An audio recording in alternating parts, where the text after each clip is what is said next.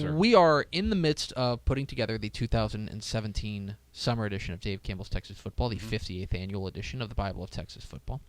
And one of the things that we have to do, get to do. It's a real fun. A lot of it is get to do. Some of Right. it is have to do. So we are obviously we cover high school football, but most of, half of our magazine is college football. And covering the 12 FBS teams in the state, not to mention all the FCS teams, Division II, Division III, JUCO, NAIA, all that fun stuff. Right.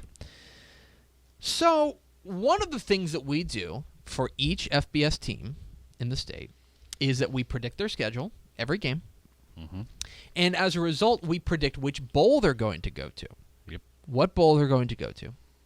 And generally, we like to say who we think they will play, what they're projected to play in that bowl as well. Now, that seems easy enough, but when you actually start thinking about it, it is really easy to screw up. In the sense that if one team wins a game, Right. as a result, that other team has to lose that Right. game. And so there are, taken as a whole, all the college football teams in America will have a 500 record combined. Correct. Because there has to be a winner and a loser in each game. And so the only way to ensure that it is accurate, the only way to ensure that we are going through the necessary steps to ensure a quality product is to predict every FBS college football game in the nation. Yes. We- You. This is a special kind of torture that you secretly enjoy. It is data entry, Yes. and I do have a soft spot for data entry. Right. I do love data. Yeah. So the past couple of days, I've got an Excel spreadsheet that I've been Right. going through and putting every schedule in the nation in there. You don't know fun until it's 11:45 on a Monday night in March, and you're entering Kent State's schedule. Sure. You would never say Bowling Green because go Mike Jinks. Right. Kent State.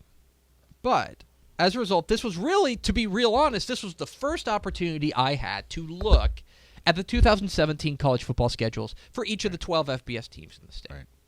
And I noticed a few things. When I look at schedules and I try to determine which are the tougher schedules, there are two things that I particularly look at. Three things. First, obviously non-conference. Mhm. Okay? I know who Texas A&M is going to play every year, right? I know they're going to play Alabama every year. I know they're going to play Auburn every year. Right. Okay? I know those things. But the non-conference can definitely change. Secondly, I look at when their bye week is. Because to me, that's an important moment to hit a reset button. You can either stave off, you can either kill some momentum, you can right the ship. The bye week, I think, is the critical element in the schedule. The other part of it is difficult road games. Those are the things that I look for. In particular, I like to see if there is a stretch in each schedule that is particularly difficult. Yes. So, first of all, we have some straight-up weird non-conference schedules. Yes. Texas has, in my view, the toughest non-conference schedule. Okay? Yeah. It's difficult. Yes. It's definitely difficult. Yes. Maryland, they host Maryland, who they should beat. They should be, but DJ Jerkin is a great coach, and that Correct. program is doing a lot better, a lot faster than I think most people thought. San Jose State. But then the one that everybody's pointing to is when they travel to USC. Right. That's tough. Now, what's interesting is that their schedule is really built like a high school schedule, and I don't mean that in an insulting way, in the sense that they have very clear non-conference, bye week, conference. Yeah. That's what they do. Right. You see that a lot in high school football. Yeah. Now, what's interesting to me is that you start looking at the schedules. Baylor's schedule is particularly interesting because I think that there are a couple of games that a lot of their tough games they do get at home. They get Oklahoma at home. They get West Virginia at home. Now they have to go to TCU. They have to go to Oklahoma State. They have to go to Kansas State. Not fun. Their schedule is particularly interesting to me. I'm also interested in seeing what TCU looks like, okay? Because they have this stretch early that they had better be on their game quickly. Yep. Because at Arkansas, SMU, at Oklahoma State, then a bye, but then you get West Virginia and at Kansas State. Mm-hmm. It is right there. We're going to know right from the jump how good TCU is going to be. A&M's schedule is interesting because we know that they have a lot of moving parts. Particularly the quarterback position, they have the fewest. They have close to the fewest returning starters in the state. They have to They have to replace a quarterback. There's a fair chance that they have a freshman quarterback who's going to start. And what is their first game out of the chute? At UCLA, in the Rose Bowl. Your first game is on the road. It's a 3-year starter quarterback. Right. To me, though, the interesting part of and what's ultimately going to tell the tale about A&M. And look, this is no secret, but this has been a program that has floundered down the stretch. Mm-hmm. Start off strong, flounder down the stretch. Now, again, if they beat UCLA, they've got a great shot to start off something like 5-0. Then they'll play Alabama, and at this point, I think it's hard to predict that A&M will beat Alabama even at home. Right. At Florida, okay? Then a bye week. Yeah. Mississippi State, who really knows? You get them at home. Auburn, at home, but going to be tough. New Mexico, not bad. Yeah. Not a bad New Mexico team. I think maybe 3 years ago or whatever, you look at New Mexico and you go, oh, New Mexico offensively is extremely intriguing and tough to defend. And then look, A&M finishes at Ole Miss, at LSU. Mm-hmm. To me, the schedule is set up where if you beat UCLA, is that the narrative behind A&M could absolutely hold true one more year, right?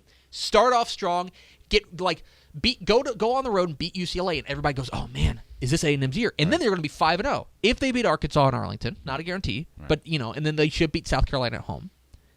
But you could start off 5-0 and then very, very easily finish something like 7-5. Right.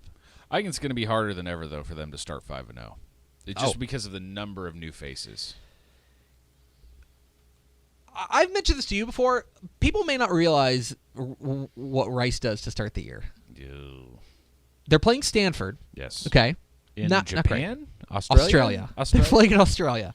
It's going to be interesting. Now they get an extra bye week as a result, but look, Rice is a super interesting team this year because right out of the gate, they need to win one of their first 3, and it probably needs to be at UTEP right after the bye. Mm-hmm.